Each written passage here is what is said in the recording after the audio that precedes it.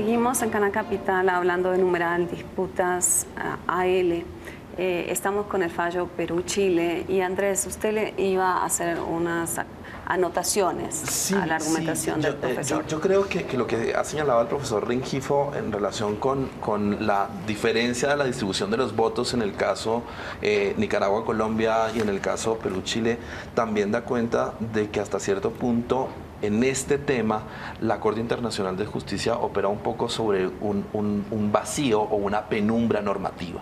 Es decir, ha habido unos enormes avances en materia de derecho del mar, ha habido unos avances también en la producción de jurisprudencia, no solo de la misma Corte, sino a través de procedimientos de arbitraje, pero todavía no hay unas normas definitivas, absolutamente claras, y entonces por eso uno ve a veces a la Corte ser, unos dirán que excesivamente creativa, para tratar de resolver controversias. Andrés, lo de las 80 millas es relativamente creativo. O sea, la forma en que razona la Corte diciendo, bueno, las partes pescaban hasta 60, 80 millas como máximo. Por lo tanto, quiere decir que eso es lo que entendían como frontera.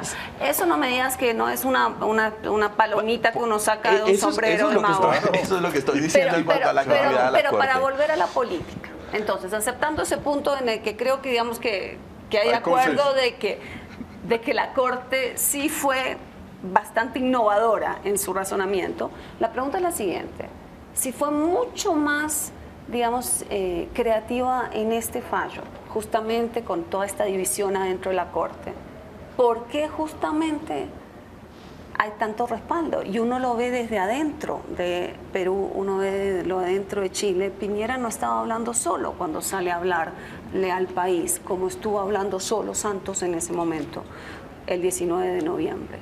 ¿Qué es lo que explica? Yo creo que es un punto bien interesante.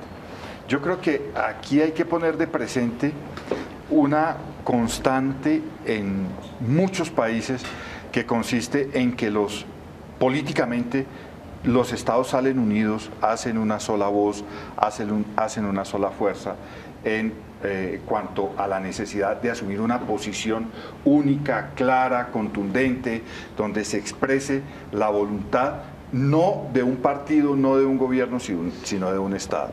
Aquí hemos visto unas actitudes de algunos responsables políticos, por decirlo así, bastante disonantes, bastante críticas. Yo creo que a Colombia le hace falta generar unos espacios no digo de negar el debate, sino precisamente de aceptar el debate, pero de una forma interna para salir a lo internacional con una sola voz. Eso me parece importante. Lo que estamos viendo en el caso de Chile y en el caso de Perú es precisamente lo contrario. Están saliendo unidos, están saliendo de una voz, pues desde luego no tiene uno a disposición toda la información para conocer qué está pasando en ciertos grupos en el Perú, en ciertos partidos, pero Ollanta Humala sale y Alan García secunda, y en Chile la señora Bachelet también dice, cuando Piñera sale a decir, discrepo profundamente, la señora Bachelet dice, es una pérdida dolorosa, es una pérdida muy triste. Claro. Hay una homogeneidad, hay coherencia entre las dos. Pero me permiten leer una cosa que les manda Daniel Bustos, que es importante, porque él dice, en Colombia Santos estaba estaba en plena reelección, en Chile, Perú, ese factor se había salido del camino. Y hay otro elemento ahí. Con que Bachelet también había sido presidente, o sea, había sido... Bachelet recibe la demanda, Piñera la tramita y la ejecución del fallo le vuelve a caer a Bachelet. Luego no le queda muy bien a ella tomar una distancia excesiva. Pero yo añadiría un punto a lo que ha señalado Antonio, y es el siguiente. Yo creo que también Chile y Perú entendieron que el fallo, con todas las discrepancias, con todas las reservas, con todas las dificultades que entraña, tenía un valor implícito, y es el de resolver la controversia. O de dar un fundamento a resolver la controversia. Sí. En Colombia un poco nosotros nos comimos el cuento, o se vendió el discurso de que esto se había perdido como si fuera un partido de fútbol, y desconocimos desde el principio el valor que tenía la sentencia un poco como plataforma para negociar con Nicaragua, algo que hasta entonces no se había podido por distintas razones, y se nos olvidó que la sentencia finalmente era título jurídico, no solo para los derechos de Nicaragua, sino también para los derechos de Colombia. Claro. Y creo que eso es muy importante, apostar por la solución de la controversia. Reforzar ese punto con un trino que les manda profesor también de Relaciones Internacionales, Gustavo Guzmán, que Perú ha dado por cerrado el capítulo de delimitación de fronteras tras este fallo de La Haya. Así lo dijo Mala. Sí, obviamente Chile no puede porque todavía tiene lo de Bolivia pendiente. Sí, claro, y es el único contencioso que tenía el Perú y lo solucionaron. Bueno, por lo menos eso es lo que puede uno interpretar de la declaración del presidente Ollanta Humala. Pero a mí me parece, yo no sé si jugando un poco a mirar positivamente la posición de Colombia, a mí me parece, o preguntaría yo, hasta qué punto la Cancillería o el gobierno colombiano, el Estado colombiano, han jugado la carta de decir, esperemos a ver qué pasa en el fallo de Perú contra Chile. Yo creo que es una forma también positiva de mirar la cuestión para decir cómo va a ser, esperar, leer el fallo. Lo cierto, Antonio, es que la Cancillería estaba muy pendiente del fallo porque en el mismo fallo dicen que Colombia había pedido recibir los alegatos. Sí. Entonces estaban muy pendientes de qué era lo que cómo iban a sustentar sus argumentos tanto Perú como Chile, ¿no? Entonces eso apuntaría a que lo que usted está, digamos, esa observación tiene mucha validez. Gracias. Entonces, Germán, usted que es un especialista, digamos, en escenarios como la CELAC, la pregunta mía es la siguiente, y creo que muchos de los mensajes que están llegando aquí apuntan en esa dirección. La CELAC saca una declaración de más de 80 párrafos, donde más o menos cada país le dan lo que quiere. ¿Por qué Daniel Ortega, después de semejante show de buena vecindad que hubo después del fallo entre Perú y Chile, por qué Daniel Ortega no le apostó a reventar la cumbre de la CELAC exigiendo, por ejemplo, una cláusula en la declaración de inmediato cumplimiento de los fallos de tribunales internacionales, por ejemplo?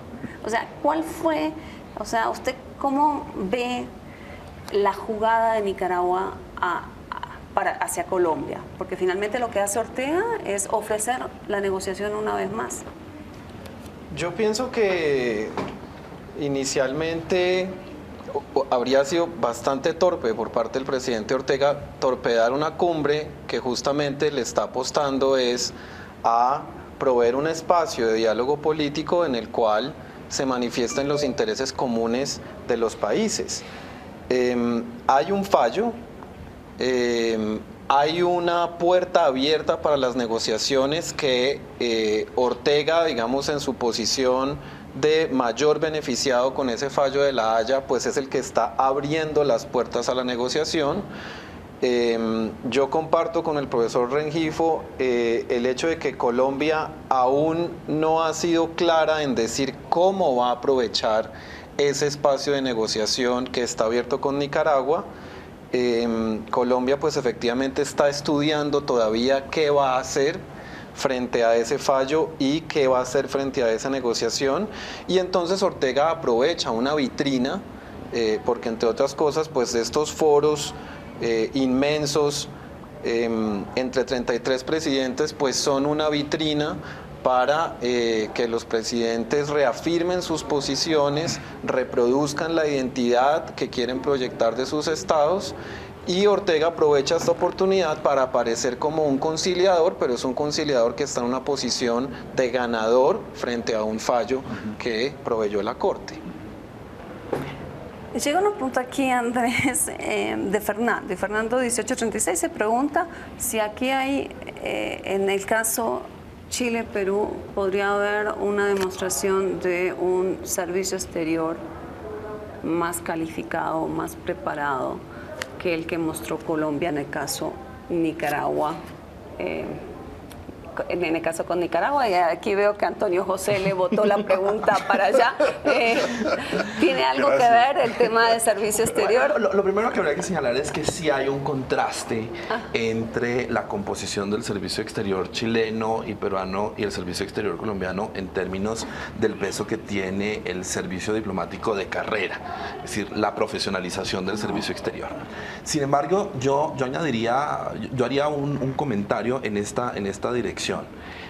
El proceso no es manejado por diplomáticos de carrera. Es decir, la gestión ante la Corte tiene intervención de diplomáticos de carrera, pero finalmente quienes intervienen ante la Corte son abogados expertos que no pertenecen al servicio como exterior. El profesor Rengifo, que se han dedicado a estudiar eso. Por ejemplo, o como el señor Bondi o el señor Crawford, que fueron asesores de Colombia y estaban en La Haya, el uno a un lado de Perú, el otro al lado de Chile, como el señor Treves, que va a ser asesor de Colombia en los pleitos pendientes con Nicaragua, que también estaba allá en La Haya, porque es una nómina muy limitada. Pero en Colombia, en honor a la verdad, habría que señalar que hubo un equipo interno de Cancillería, coordinado por el embajador Julio Londoño, en el que había notables miembros de carrera diplomática que servían de base, de un centro de control de operaciones, de coordinación de lo que se estaba haciendo en La Haya. El proceso en Colombia no puede reprochársele que no tuviera ni experticia en cuanto a los abogados que asesoraron al país, o que excluyera a los funcionarios de carrera diplomática de la administración y la gestión del proceso. Bueno, llegó otra muy buena pregunta de Carlos Jiménez, que dice así: ¿ha habido alguna diferencia entre los medios colombianos y chilenos en la formación de una opinión pública frente al posfallo? Es que yo creo que hay varias cosas que deben ser cualificadas. En primer lugar, el tipo de demanda que se establece en ambos casos es diferente.